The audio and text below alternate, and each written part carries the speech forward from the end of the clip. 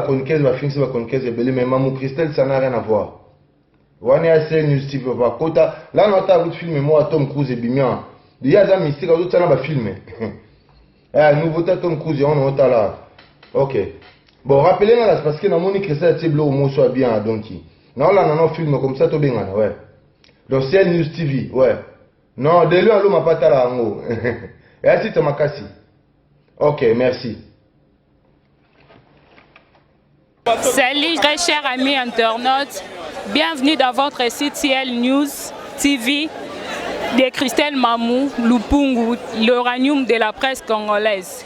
Toye kolelande nande konabiso JD Loko akufela ki grand frère naye Willy Loko.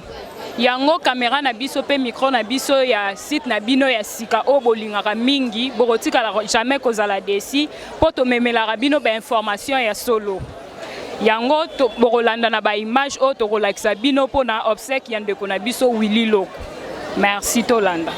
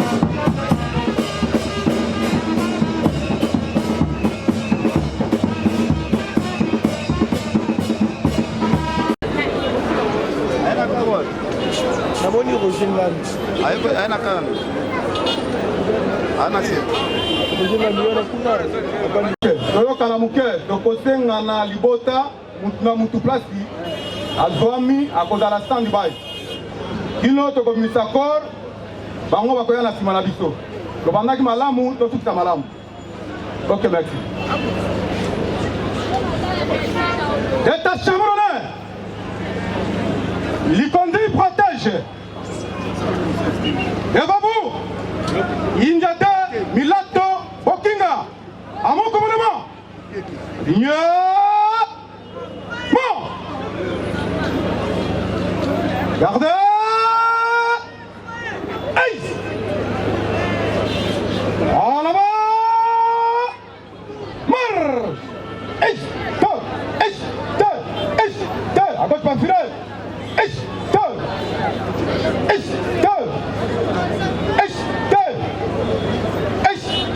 À l'avant.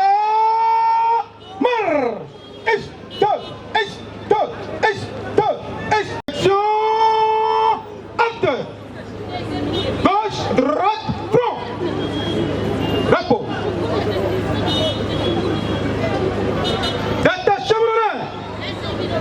Likondi protège. Ligne. Bon. Gardez. Aïe. Pour la salle. Ça.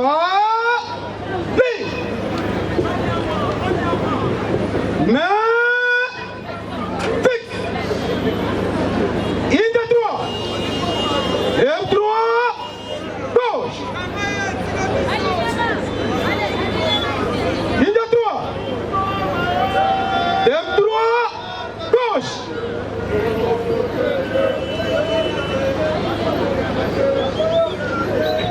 Correct. Ligne droit. Et droit. Gauche.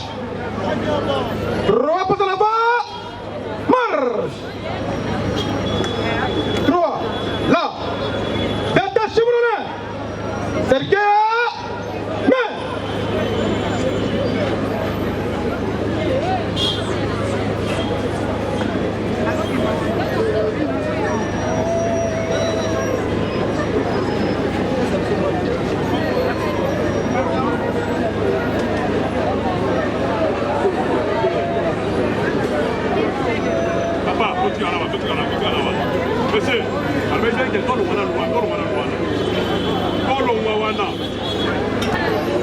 À la bas.